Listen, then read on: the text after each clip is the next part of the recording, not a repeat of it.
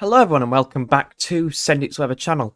Well, today we're going to be doing something a little bit different. I'm going to be having a look back at one of the one of the coldest winters since 1740. This is the winter of 1962/1963, and this one's pretty epic. Now, if you were living through this period, you'll probably remember it was a pretty extreme one. It had drifts of up to 6 foot, blizzards, and continuous snowfall from Boxing Day right up to the end of March, just continuous periods. But we're going to be having a look at that today. So if you enjoy this style of video, consider leaving a like and subscribing to the channel. We're on the road to 3k subs, and hopefully we can hit that by the end of the year. And let me know if you do enjoy this style of content looking back, because at the moment the weather's pretty quiet. So yeah, let's have a look and see what we really need to see in this country to see anything as pretty crazy as this. Obviously, colder winters were quite common many centuries ago. Sorry, not many centuries, many decades ago. But now, not so much. And a lot more things have to go correct for the UK to see colder weather. So you can see it actually starts off like a typical UK winter these days would start off, with higher pressure over and to the east of the country, dragging up a mild southerly or southeasterly flow. So we're starting off pretty mild. You can see colder air into Eastern Europe, and that might just be a sign of things to come.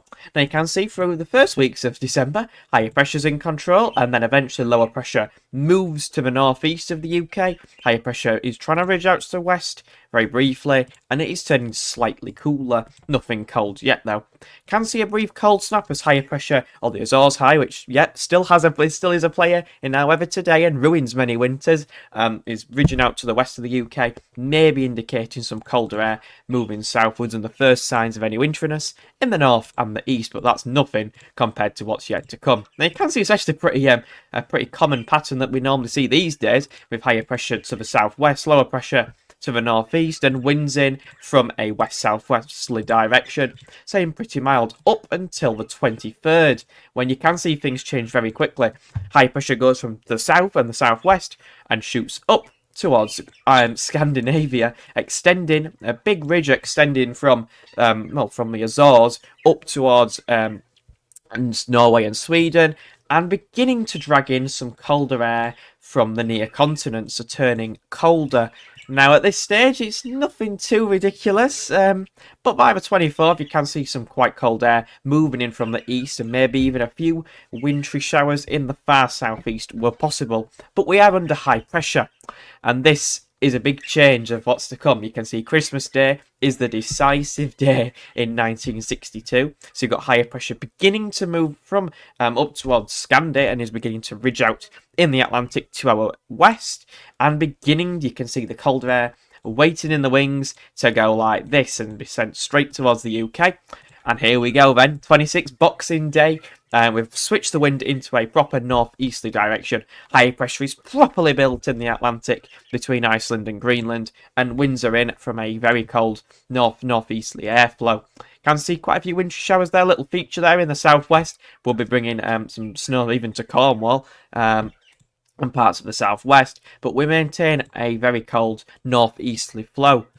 Now you can see actually higher pressure beginning to flip the wind. It was extending between Iceland and Scotland, and winds are going into more of an easterly direction. And when you get an easterly airflow, it can drag in even colder air from the east, and you can see quite a cold pool is sat to the east of the UK. There will be plenty of snow in the east and southeast. So they've got troughs trying to move in from the south. I mean, this nowadays, if we get lower pressure moving up from the south, it's bringing milder air, and it's usually one of those marginal snow events that's so common. You can see even there, but more likely this green bit is all snowfall, so probably southern central Britain they're seeing a bit of a snow event. That easterly wind though is maintained. We've got higher pressure up to the northwest and continually bringing in it's pretty cold easterly flow, maybe slightly milder in the south, but again, low pressure system pushing into that cold air on its northern edge. For central northern England would be a snowmaker. But yes, plenty of snowfall so far. But you can just see that sort of trend, and this never happens these days. The jet stream is sinking further southwards, which is this black line, is going towards Spain, and low pressure systems are on a southerly track. which is so rare these days to see. Can you see the wind just remaining from an easterly direction? And look at that on the 20th and on 10th of Jan. A very brief easterly flow begins to take back over as high pressure is building again up towards Greenland because of these southerly tracking lows, and the -10 line is back through the UK. Daytime temperatures probably well below freezing, and line snowfall will be an issue now. It definitely would have accumulated, I expect, in the east and the southeast. With this, can see maybe turning slightly drier, but very cold air masses aloft. You can see there on the 11th of January, the whole of the UK covered in about the -10 to the -12 ice firm, which means that nighttime temps would drop well below freezing. In the southeast, maybe even getting as low as like -12, -13 degree ice firm, which is pretty cold. So plenty of snow sticking on the ground, probably harsh frost, black ice. Probably even icicles, probably frozen over the Thames at some point during this period. But you can see a brief respite for a few days, but still quite cold as we're under high pressure at this point. Got a trough of low within that cold air, another probably snowy system, before again the wind switches as high pressure extends again up to the northeast. Wind switch into an easterly direction, and you can see bitterly cold air is moving into the east again. Proper beast from the east, that one. Beastly easterly. Higher pressure position between Iceland and Norway. The wind switch into an easterly direction. Particularly wintry in the south, with a really strong easterly airflow. Definitely bringing in some pretty intense conditions into your southeast and parts. A bit of a cold pool moving through the south as well on the 19th of January 1963 here, which is pretty cold. And that would bring in copious amounts of snow to the south there. Probably driest in the north, which is quite uncommon these days. Usually driest in the south, but with these sort of air masses, but these days probably wouldn't be.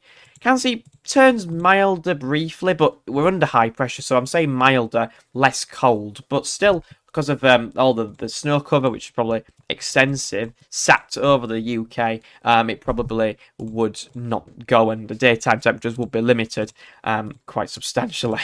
Can see it turns briefly drier, but still quite cold as higher pressure is positioned over the UK before eventually, as you'd expect, high pressure ridges back out in the Atlantic and Atlantic ridge up towards Greenland, pulling in more of an easterly airflow again into the start of February.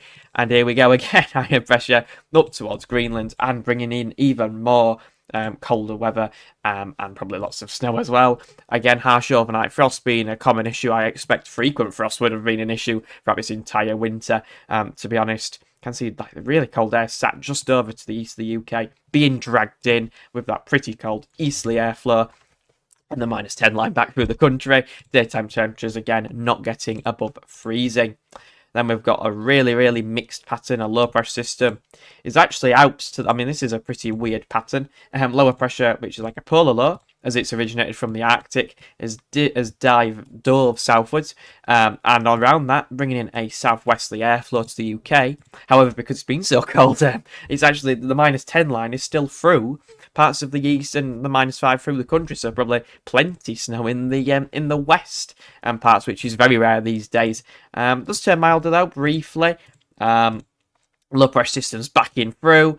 And then you can see again sliding southwards, but eventually by the 15th of Feb turns milder briefly, but still, colder spells here and there still going on. But still, that blocking does persist to the north throughout this until eventually into March. There you go, it's back to typical southwesterly airflow, but yeah, an extreme winter, one which is very uncommon these days, and probably won't happen again for a very, very long time. We're used to southwesterlies, but in general, patterns have changed over the years. We don't see what we used to see in the UK. It's a lot harder to get these sort of patterns, but yeah, thought I'd show you an extreme example of what can happen if things do go right, which they never normally do these days. But yeah, thank you all for watching today's video, and I'll see you all in the next one. Bye-bye, everyone.